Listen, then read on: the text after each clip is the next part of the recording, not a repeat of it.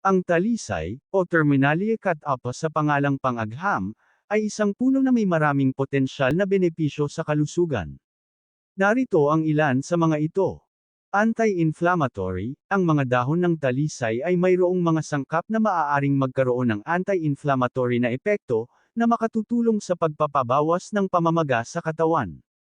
Antioxidant, mayaman sa mga antioxidant ang talisay, na maaaring makatulong sa pag-aalis ng mga free radicals sa katawan at nagbibigay protection laban sa oxidative stress.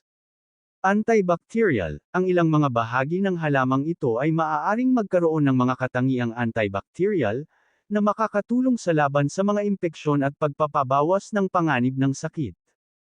Pain relief, ang mga dahon ng talisay ay maaaring gamitin bilang lunas para sa ilang uri ng kirot o sakit, gaya ng pananakit ng tiyan. Skin health, ang mga extract ng talisay ay maaaring gamitin sa pangangalaga ng balat, tulad ng pampakinis ng balat at pampatanggal ng mga peklat. Traditional medicine, sa ilang kultura, ginagamit ang mga bahagi ng talisay bilang halamang gamot para sa iba't ibang karamdaman, tulad ng sakit sa tiyan, ubo, at sipon.